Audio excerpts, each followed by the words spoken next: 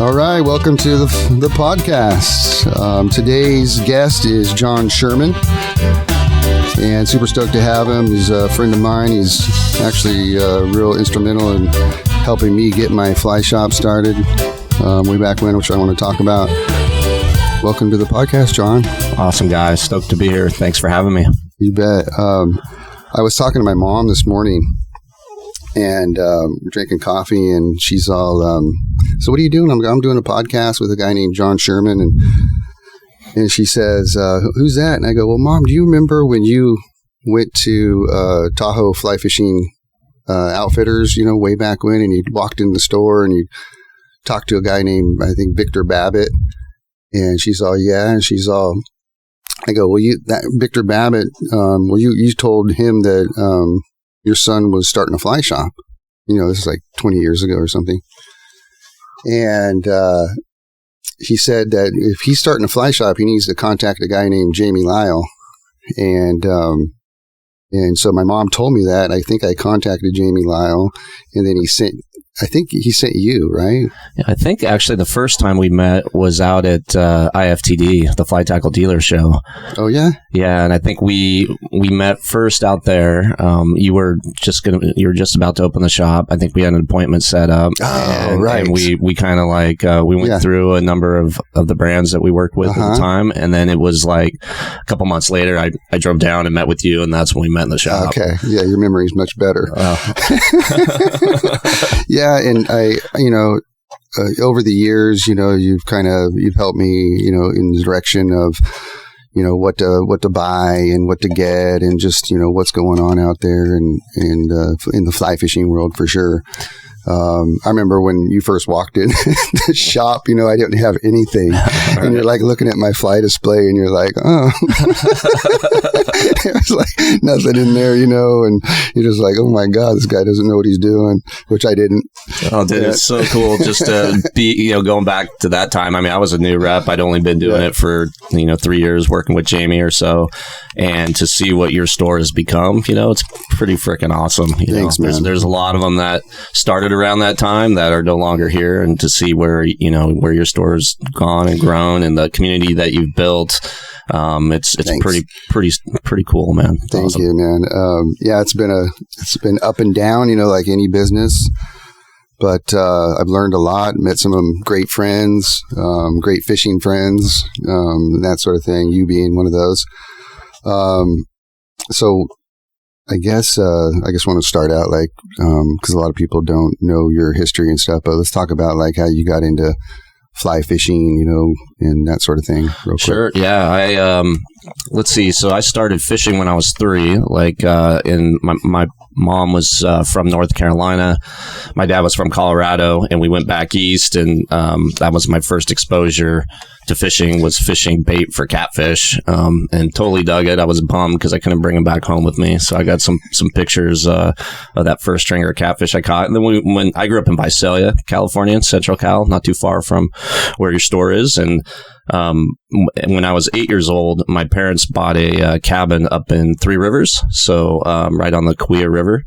And we would, every single weekend, my parents were kind of workaholics. They were in the real estate and mortgage business, so they were super busy people. So on the weekends, we would go up to Three Rivers. There was no cell phone up there. There was no TV. And we just basically every weekend would go up and just be one with nature and the river. And fishing became my passion then, first with spinning rods. And then at the age of 10, or actually it was at the age of 8, I took a fly casting lesson from Buzz's Fly Shop, and did some tying, learned that whole component there. And so that kind of established, if it wasn't for the fly shop, and something that I hold dear today, like specialty fly shops are the key to, bringing new people into the sport. And that was my first exposure. And then I would do a little bit of both, a little bit of fly, a little spin fishing through, junior high. I was a basketball player. That was my kind of passion, my sport through high school. So I did that a ton. So I'd kind of juggle fishing and basketball. And then by the end of my high school career in basketball, I probably could have played junior college, but I was pretty burnt out that time, and I'm like, dude, I'm going all in on fishing at that point. And then Larry Goetz, who I know you know, he kind of took me under his wing through my high school years and into college. And when we were looking at 4-year schools, I came in and I didn't really know what I wanted to do. I kind of stuck around in Visalia because of a girl, and went to junior college there for a couple of years at COS, and then realized, okay, I need to move on in my life, and I went into Buzz's shop with the topo map, or one of those Atlas, remember those big green map books? Yeah. And we were looking around at colleges and stuff. He's like, what about Chico State? And I'm like, let's go look up there. So we literally looked at where Chico was, all the rivers that were nearby. And I'm like, man, that looks like a awesome place to go to school. It had a good business college, so I could sell my mom on that. And so I went to Chico State. Was there for 4 years. That kind of got me into the fishing business. I was teaching fly casting through high school and into junior college. I became a certified fly casting instructor at the age of 17. And that was super cool. So I did a little bit of that on the side. I was writing for the Visalia Times Delta as the fishing columnist. So I've got some pictures. I've got some articles from way back then, and then ended up kind of still writing for the Visalia Times Delta, even though I was up in Chico. And then the local fly shop there, which was Powell Fly Shop, they really wanted to hire me. I didn't know that I really wanted to work retail, but I signed on and worked for Powell Fly Shop for 3 years, which was awesome. Were you guiding out of that too? I was, yeah. I did some guiding on the side. I was doing 15 to 20 days a year. Like steelhead or? Steelhead on the feather and lower sack rainbows. That was kind of the two things that I did. But I didn't guide that much, man. I liked the rod in my hands. And still to this day, yes. Yeah, totally. I love teaching people. I love that component of it, getting new people in the sport. But that I could tell early on, like, guiding was not my calling. And so, I did that through college. And then actually Charles Schwab bought Powell Rod Company at the time. So the investment broker bought the rod company. Really? And they ended up, so there was Powell Fly Shop and Powell Rod Company. They bought the rod company. And then a guy by the name of Keith Bryan and Kerry Caravalis were sent in by Charles Schwab to take over the fly rod business. And so they hired me. And so I was, my senior year of college, I was actually working for the rod company, no longer working in the fly shop.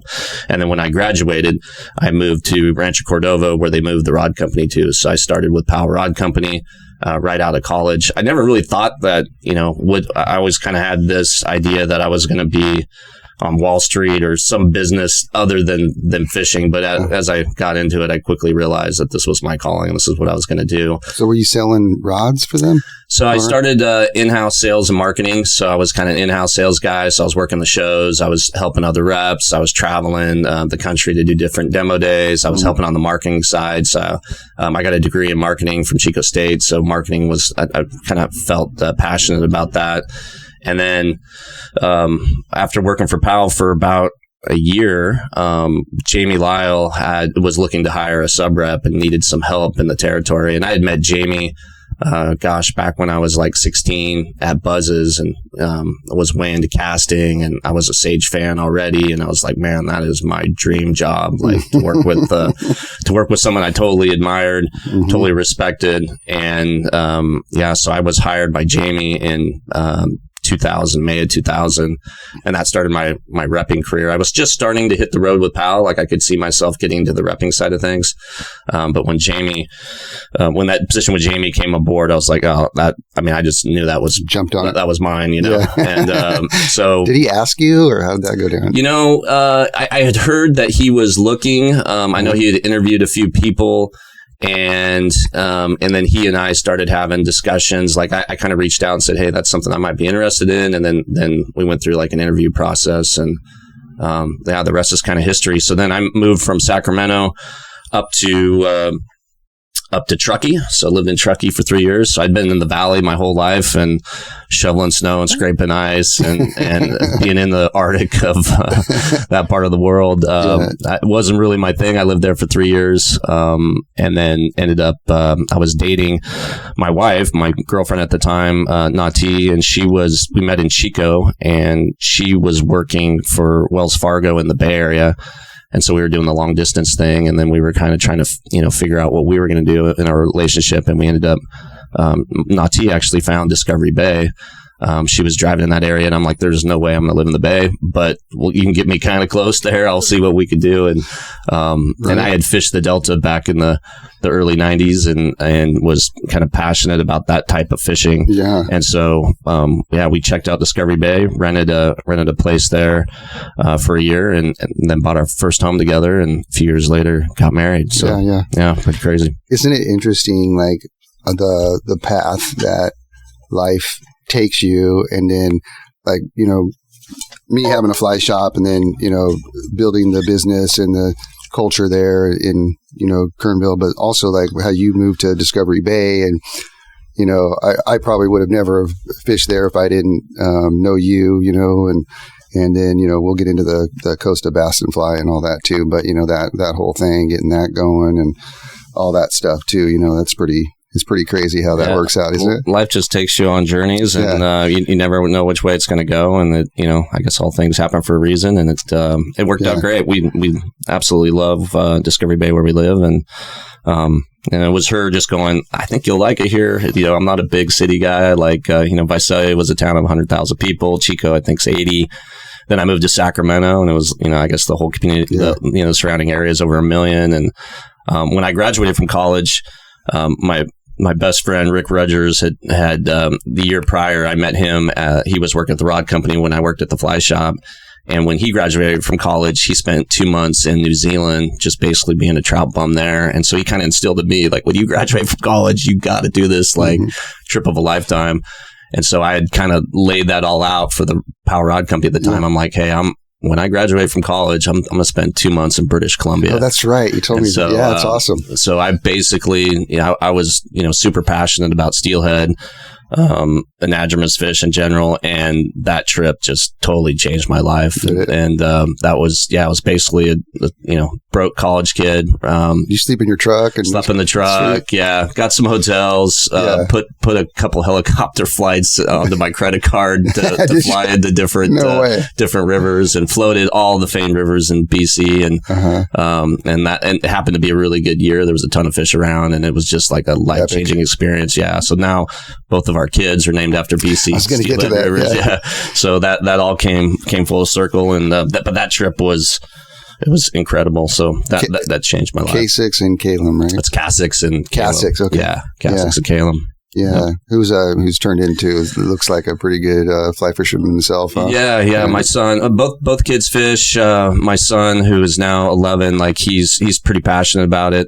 He loves snowboarding. I mean, he's a stud snowboarder too. Yeah, he's way into snowboarding, and then he just took the fish camp from the fly shop, the kids camp up there, and spent a week doing that. And he and I did a trip to Alaska last year, so he's definitely got the bug to it. Yeah, totally. So Buzz's Fly Shop, was that, I don't know if I heard this correctly, was that like one of the first fly shops in Cali? That's right. Yeah. Buzz Busick started Buzz's Fly Shop like in the 50s. And so that was like, literally one of the first fly shops in the country. Definitely one of the first in California. And they were, Buzz was one of the first in the country. Yeah. Yeah. It was kind of, it was definitely one of the first there. And then they had a ton of tying materials, and they were kind of known. Buzz was a super talented angler. And they were fly tire, right? And fly tire, yeah. The Western Coachman's his pattern. Oh, is it? Yeah. There's just a ton of history there with that store. And then when Buzz died, his son-in-law took it over, a guy by the name of Mickey Powell. And so that was kind of the era that I got involved in, going into the store in the 90s. Mickey was there, and then Larry was hired on by Mickey to be his manager. And Larry was 10, 12 years older than me, and he kind of became one of my mentors in the fly fishing side. Is Mickey Powell Fly Rods? No, it's not. No, oh, okay. No, just coincidence. The same. So PAL Fly Rods is that was the PAL family. So there was it's just a whole generation. There was EC PAL, Walton PAL, which is his son, and then Press PAL, who is the grandson of EC PAL. He's the one that owned the shop. Unfortunately, all three have passed away, but that was just a family tradition of building rods in Chico, California. Yeah. So I wanted to talk about travel with you. I think it was a year ago, I went on a trip with you to Lake Bacharach in Mexico. And one of the things I noticed about you and going traveling is how comfortable you are. One is because you've traveled all over the world, fly fishing and doing photography and stuff too. But, it was kind of like, my first trip deep into Mexico, cartel country, and so I was a little nervous, and all that. And, it was funny, like, when we got there, when we flew into, where did we fly into? It was we were in Sinaloa. Sinaloa, yeah, Sinaloa. Yeah. So, which is like, kind of known as like, not the best place, cartel country and all that. And we get off the plane and we're in the Sinaloa airport, and dudes are with AK-47s. I'm assuming that's the gun they had, and they're, it's just like a whole different thing going on. And this one dude, I don't know if you remember this, but we're going through the line, and this one dude with a machine gun or AK-47 or whatever is like looking at me the whole time, and he just won't take his eyes off me as I'm going through the zigzag line and everything. And then as soon as I get to the front of the line, he points at me, and then they like search my whole bag. Yeah, I don't know if you remember that. I like totally remember every inch of my bag, like I'm going to bring something into Mexico, or something. Anyway. That was my first experience into Mexico. That was your first time to Mexico ever? No, I've been to Mexico before, but like not that deep. Gotcha. Yes. I've been to like, surfing and stuff down gotcha. south of San Diego or whatever. But gotcha.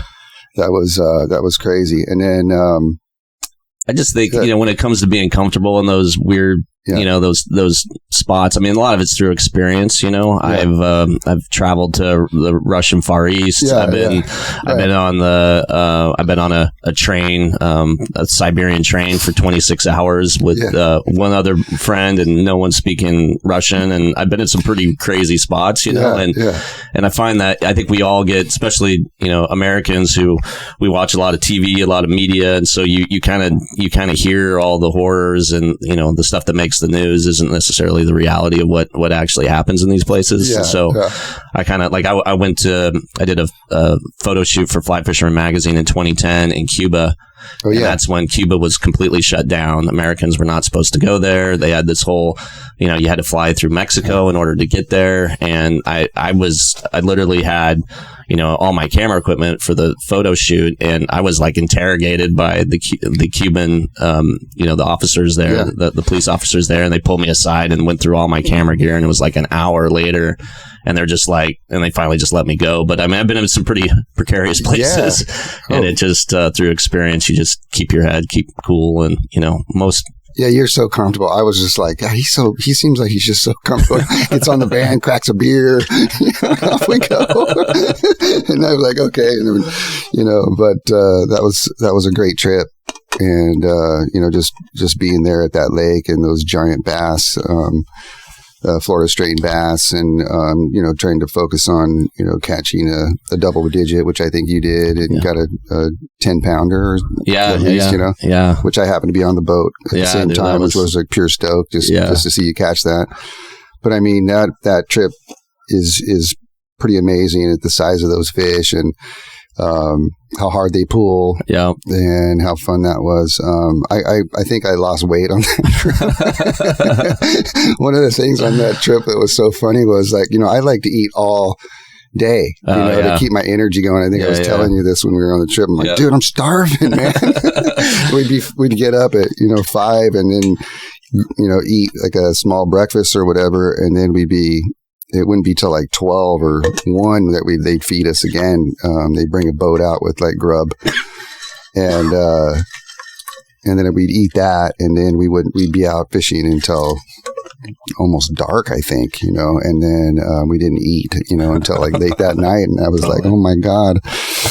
I did get sick one day though too because You did? Yeah, I remember I when you're on that trip, you're eating so much salt. And we got to talk about the Kinkle brothers, which happened to me again. I want to tell you about that, but there's so much salt and all this kind of stuff, and I was like craving like vegetables or something, and then they put out a salad on there, and I just inhaled that salad, man, and I didn't even think about them washing it with their water. Yeah. I got the Montezuma. It was pretty bad. I was way out on the lake too. Oh no! I'm all lodge. Go back to the lodge, man. And they met me down at the water with a van. I was just hurting. But anyways, I pulled it off. I just recently went to Ixtlac, Mexico, and I was thinking about you because I got the swollen ankles again there. And like you and I, when we were in Mexico, we both got it really bad. I don't think anybody else did, right? Yeah, I think everybody. I mean, I think Alex had a little bit of swelling, but you and I, we were the Kinkle brothers. For we were sure. trying to keep our feet elevated. Totally. What do you think that's from? Is that just like too much beer and not enough water? Or yeah, there's definitely that. I think it's all the salt for sure. It still happens to me. Like even if I'm standing all day, even in the Delta, eating what I do, like I'll get a little bit of that, a little bit of swelling. I think that's I did that too. Like at the BassNFly, I got a little bit of it. Yeah, I think as we get older, I think that stuff starts to happen a little bit more. I never had it. I mean, I'm a cancer survivor, and after that is when I started noticing the swelling. So I don't know if there's something from that whole component of my my journey that causes that. But I think it's all the sodium in the food. I think it's you're standing on your feet for a long time, 14 hours, throughout the day, and then all that blood's just gonna pull down in your feet a little bit more. So I think, and as we get older, I think it happens more often. So you went back again, from what I understand. I did, and it was more top water? Or? So I that was my when you and I went, that was my second trip, and then I went back in December. It was a Sims sales contest that we happened to win, and then sweet. They took us down for that, and the fishing was really challenging. Like it was the trip we had, the first trip we went on, the fishing was out of this world. And then the one you and I went on, I would say it was probably half as good, even though it was phenomenal fishing. Yeah. And I'd say this next trip, the following December, was probably half as good as that. Mm-hmm. But the water's cooler then. They're more prone to eat top water. It's a great time to be there. The lake's really green, mostly full. It's a totally different experience that time of the year, but it was really, the fishing was quite challenging. And in those lakes, like I guess all bass lakes, they cycle, where they're really, really good for 4 or 5 years. And then through, I just think nature's evolution. Also, you saw the amount of, gill netting that's happening for the tilapia in the lake, and there's a lot of bycatch from the anglers fishing for tilapia or catching a bunch of bass bycatch. So it's I think just through those cycles, the back rack's unfortunately trending the wrong direction right now. The other cool thing that was really interesting to me on that trip was, we'd be cruising along and we'd see a big old bass flopping on its side in the water, and you go over there and it's got a pretty good sized tilapia in its mouth, and he's like trying to swallow this thing. The tilapia is still alive, and he's still alive, and then the guide will go over and separate the two, and they both swim off. Just goes to show you how big those bass get because of those fish. Absolutely, yeah. The peck. Their peck fins and their dorsal fin have those spikes, so if they don't get it going down the right hatch the right way, those spikes will stick in the fish's mouth, and then they drown themselves while they're out there. They can't suck in water, and they end up dying. So those guys are always on the lookout for that. A really cool technique that I thought was pretty cool. What we did when the lake got really windy was what was that really cool guide that is he kind of gone on his own now? I don't know. What was his name? Oh my gosh. Yeah, I'm forgetting his name. Darn it. He's really cool. He spoke English pretty good. Yeah.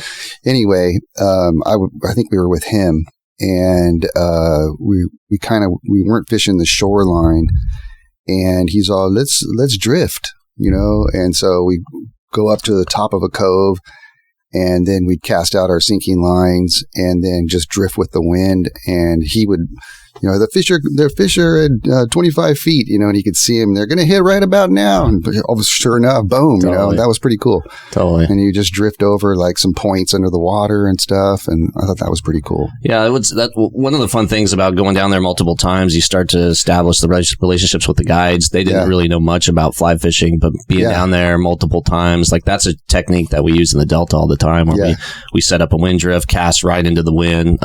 Mike Costello kind of showed me that and how he does those drifts when it's super windy. And then, I went down there. Oh my gosh, I can't remember the guide's name. It's driving me crazy. But anyway, we just kind of showed him, hey, try this. He understood good English. He understands that the boat positioning is different between a conventional angler and a fly angler. Yeah. And we just started doing these drifts, and it worked out. I remember coming back to the lodge, the lodge manager would be like, how'd you guys, like, thinking like that we weren't going to do very good. And we did good and he'd be like, on the Mosca? Yeah. And he's all shaking his head, he can't believe it, Totally. That was pretty cool. Yeah. It was a fun trip. Yeah. It was a really cool trip. Good crew. Fun group. And that was a blast. I'd love to do that again sometime. Absolutely. If it wasn't for you inviting me up years ago to go fishing and then do like a sales, you were doing your sales presentation, but you invited me up to go fishing, but also to do the sales rep thing as well, and then you took me out and I learned how to catch striper, which was amazing, and then you set me up with a guy down there who just recently passed away. Yep. And that was pretty amazing, to experience him and how he does things too. It was pretty cool. Totally. Yeah. But let's talk about the BassNFly just recently, which you and your good friend Rick won. I had never fished the BassNFly, and that was my first year fishing it, and I, got to get set up with a guy I didn't know, which was really cool. And now we're friends, and got to fish with Robert Tamson, and who has like a super fast boat. I don't think I've ever gone that fast on a boat ever. And, he puts on his goggles. Do you wear your goggles and stuff too? Or? I don't. My boat goes pretty fast too, but I got a windshield so I can kind of tuck behind it. Oh my God. And I mean, we got to so many places so fast, which is like part of the game, right? Yeah. For sure. And, so we fished, a couple days, prior. He's a striper guy, Mm-hmm. So we were focusing on, I think, a lot of water that was like kind of striper water, and we weren't doing all that great, the first couple days. I mean, we were catching a few here and there, and then the day of the tournament, he's, I know we're let's go to this one place, and we fished it early in the morning, and we didn't get anything, and I'm like, oh man. And so then I kind of look to the right, and there's this like old sunken, like looks like a restaurant or a dock or something like that. And I'm like, dude, let's go fish that stuff. Let's go in there. And sure enough, like within like 5 minutes, boom, he gets one, nice one on top water. And then I get one on top water, and then by 9 o'clock we had 5. Yeah, and we were like, soup. How it is. You get all stoked, and we had 5 counters, and we were like, oh, dude. And so like the rest of the day, you're like trying to call them out and catch bigger ones, which we caught a couple of bigger ones or whatever. But it was just trying to figure out like where they're at, what they're doing. You guys got the tides that you have to worry about. Going in and out. They'll be in one place at one time, but they won't be there, later on, it's such a cool fishery, man. Yeah, it really is. The Delta, I've just, the more time I've spent there, so I've lived there for 20 years now. And I fished it for the first time in the early 90s. I read Dan Blanton's, a couple of his articles and about doing like a houseboat trip up there. So me and some buddies went up there and did it. Didn't know anything about what we were doing, but we went out there, caught a few fish, had a blast. And then when I moved there, started learning a lot about the fishery, and it was so good back then, especially for stripers, that you kind of stumble into them and have monsters, good ones, lots of them. Like a good one is like 50 pounds or something. They're 20 pounder was still the benchmark, but it was phenomenal fishing. But now, as the fishery has declined, it's become much more challenging, and you really need to figure out trends, tides, what they bite at what time and all that. And unlike stripers, if you find them, more than likely you can get them to bite, but a largemouth is such a different animal, especially those Florida strain fish. Like they just have little windows that they feed. So you need to understand what they're going to do at what time of the day and what tactic that they're into. And, from the sim side of things, as the sims rep out here, I've been on the boat with some of the best bass pros in the world as we've grown into the bass industry. So spending time with those guys has been really, really cool. And that's a multi-billion-dollar industry where it's super competitive, tons of innovation. You can win the Bassmaster Classic, and you're basically a millionaire after doing that. So there's a lot of money at stake, and there's a lot of innovation that's happened there. And I don't think, like on the fly side, there's tons of innovation happening, but when you start throwing that kind of money at it, it pushes the envelope quicker. And so spending time with those guys and trying to understand, and one guy in particular, Bobby Barrick, who's kind of known as the conventional god of the Delta. I probably have 30 days on the boat with him. We became friends, fished a ton together, and just kind of watching what he does, learning how he approaches the fishery. And he always says there's a time throughout the day that he calls it cuckoo time, where for 30 minutes, they'll eat anything, and you got to understand when that window is going to happen. And a lot of times, I don't think it happened during the BassNFly, because we were grinding the entire time to get our 5 fish. But but there are times where, I've seen it where you can't do anything wrong, and for 20, 30 minutes, every big fish is eating, and it's just this crazy little moments. And that's kind of how those Florida strain fish are. They're super temperamental. You could be doing everything right, 95% of the day, and that little 5% window is when it all goes down. So it's pretty cool. Well, I was talking about the 50 pounds. I was talking about like stripers. Like, do they get up to that? They heavy, do, right? Yeah, absolutely. Yeah. But in the Delta, anytime you get one over 20, even back then, you're pretty stoked. That's a good one. But yeah, there are 50 pounders being caught every year for sure. They're out there, no doubt. That's just a fish eating monster. Yeah, they're badass fish. How cool is that though, to have that basically in your backyard? Yeah, it's super special. We're fortunate where with the housing market crash in the mid 2009, 2010, and that window, we had owned our house in Discovery Bay, and it was like, I told my wife, like, it's now or never if we want to get on the water. And being in Discovery Bay is an aquatic community, every 80% of the homes have their backyards on the Delta. So maybe not 80, 60%. But anyway, we were just like, that was a dream of mine to have your boat in your backyard. Yeah. And so we were fortunate, right time, right place. Our other home was underwater, but we were just like, okay, let's just make it happen. Let's get uncomfortable with what we're going to put down, and just, so we got on the water in 2010, and we live in our dream location, and my boat is in the backyard, and I can go out and, the cool thing is you can work all day. So in the evening, instead of watching SportsCenter or something, just hop on the boat and get a fix. Get 45 minutes to an hour and right back on the dock. You don't have to worry about trailering and all that. It's pretty cool. Awesome.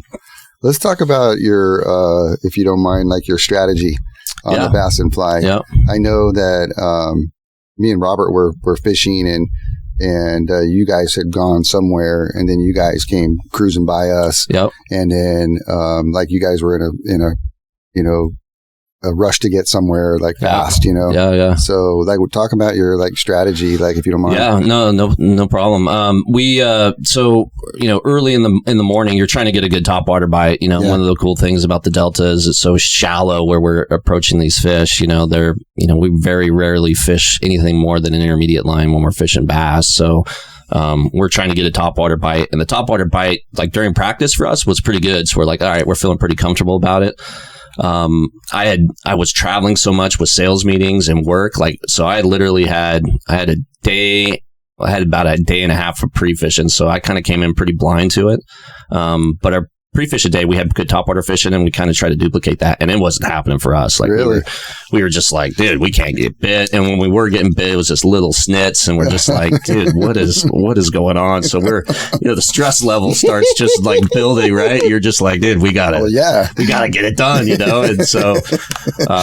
and so we, I think we got one fish. And when we saw you, actually, the first day, we had our first fish in the boat at like 8, and then by I think it was like 10:30, we had one fish, and so we were just like in full panic mode at that point.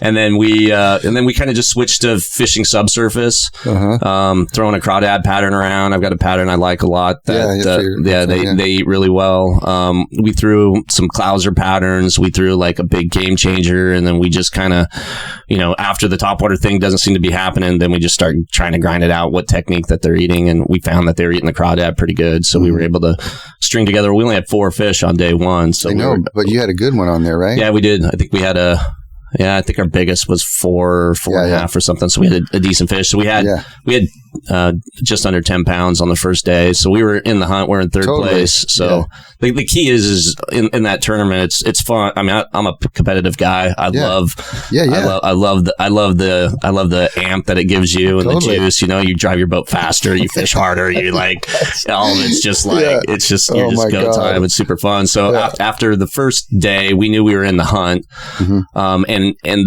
I've seen it so many times. Like anybody could have one great day. Like big old bass, or you get on a bite, but to have to come back and do it a second day is not easy, And so we're like, okay, and I've seen it before through some of the prior years in competing. Like if you can not just bomb on day 1 and be in the hunt, anything can happen on day 2. Right. My goal, like going into it, was like I told Robert, I go, let's just try to make it in the top 10. Yeah. Let's just try to do that. If we make it in the top 10, that's great. And he was like, I think we were, I don't know, like we came in at 7th or something in the first day, and then we had a pretty decent second day too. We got 5 fish or whatever, but none of them were big. But we ended up getting 5th, so I was pretty stoked. Yeah, awesome. Just to be in the top 5 was pretty cool. And then the trip got paid for too. Yeah, that's awesome. Totally. Which I thought was pretty cool. Yeah. We got the topwater bite pretty early on, and we're doing good on that in that like kind of shallow grass. Yeah. Off the main channel, and there's grass. And they were all in that kind of like grass where it drops off kind of zone, and then that's where we're kind of picking them up in that kind of water. Yeah. On day 2, we know we got onto a trend. They were in like heavy cover, like up against the tules and the weeds. And if your fly would kind of come in contact with a matted down tule or, some sort of overhead cover, like that's when we were getting bit. And so we had some good bites early the second day. And we didn't connect on many of them because they were in such heavy cover. I think we had 2 fish on topwater that we were able to bring into the boat away, but we had some big bites. So I was like, you're throwing in like pretty heavy cover, right up against little tiny pockets and little windows. And so and they were just there for snickety. There's times where they're just like they eat anything, but that was not the case. Like, and it's not uncommon that time of year because they're coming off the spawn.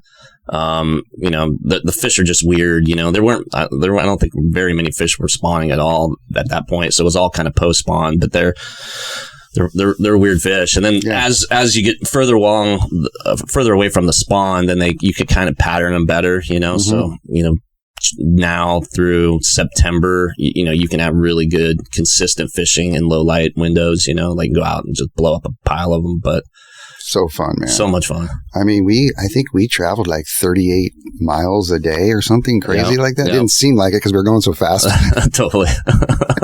But the one thing that I like about Robert is he's safe. Yeah. You know what I mean? Like when he comes around the corners, he's real safe. Yeah. I mean, I bet you could get into people get into accidents probably, all the right? time. People die out there all the time. Yeah. I mean, you're going that fast and he would slow down and look over the stuff, and then continue. So I love that about his boating for sure. Let's talk about your photography. All right. How'd you get into that?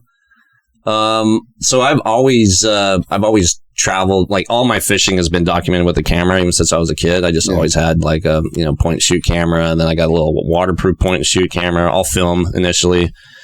And then, in the early 2000s, Larry Goetz wrote an article on the Kings, and he needed a couple photos, and I happened to have a really cool brown trout photo from the Kings, and it was to I guess it was Southwest Fly Fishing at the time, and they new magazine, and they needed a photo, and they bought one of my photos. And you're like, yeah, dude, it was like $150. I'm like, dude, I got $150 for taking a picture. This is freaking awesome. So that kind of led me down the path of like, okay, do you want to just take kind of lame point and shoot photos, or do you want to take really cool photos? So I started getting way more into it, took some photography classes, and then just started doing a lot of it. I mean, I was in really cool places.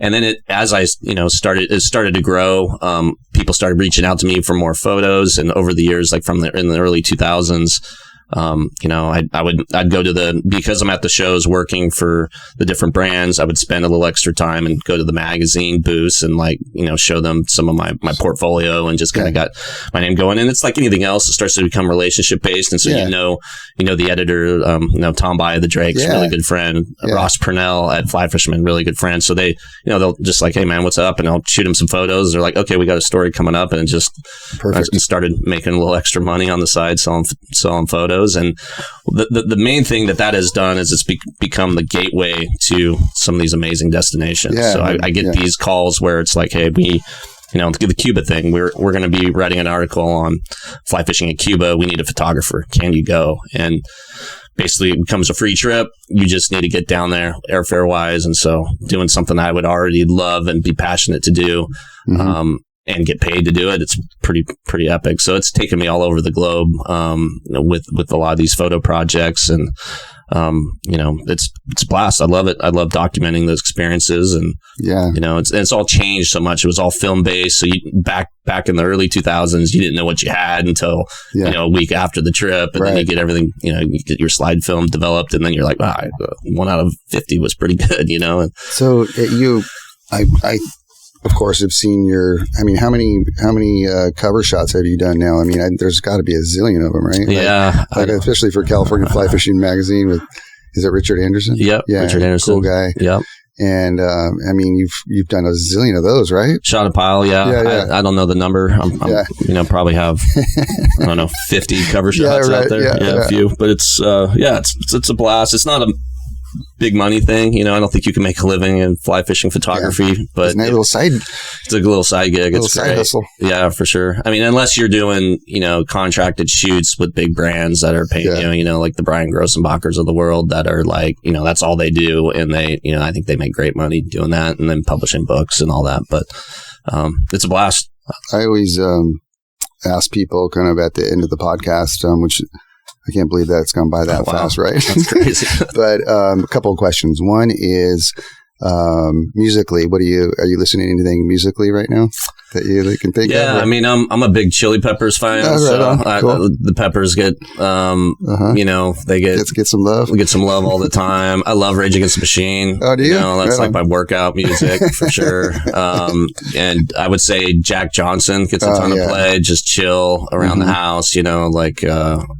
That's I'm just at home chilling out. Cool. A lot of Jack Johnson in the mix. If you could go fishing one last time, who would you go with, and where would it be? Wow, that's a deep one. It's a hard one sometimes. Huh? Man, yeah. I would say I'd probably go with my wife. Cool. We have an awesome relationship. Nice. We fished a ton together before kids.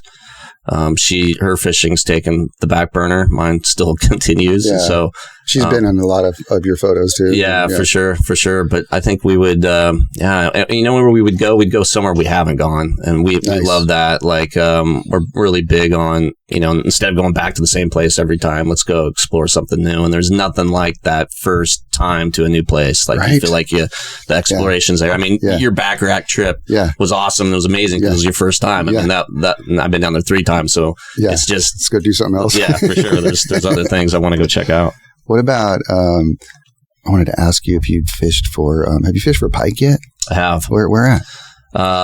Wollaston Lake in Saskatchewan. Oh, okay. And I've caught a few of them I caught a couple in Wisconsin, and then I've done a little bit in Alaska. How are they? Are they fun? They're super cool. Yeah. Super fun. Like I want to go do that. Yeah. The blow up, just like a bass, the explosion's amazing. It's a little more like aggro, like it's faster and like the explosion's bigger, and they don't pull all that great. They're not like a super strong. They're not like a striper that just keeps bulldogging you. But it's a fun game. Got to do it for sure. For sure. I think that's my next trip. Is I want to go do that. Nice. Something like that. Well, John, thanks for being on the podcast, man. Awesome guy. Yeah, stoked to be here with you. Thanks for having me. Let's do it again. Let's do it for sure. We'll definitely have you on again and talk more fishing. Awesome. All right, bud. Thanks, man.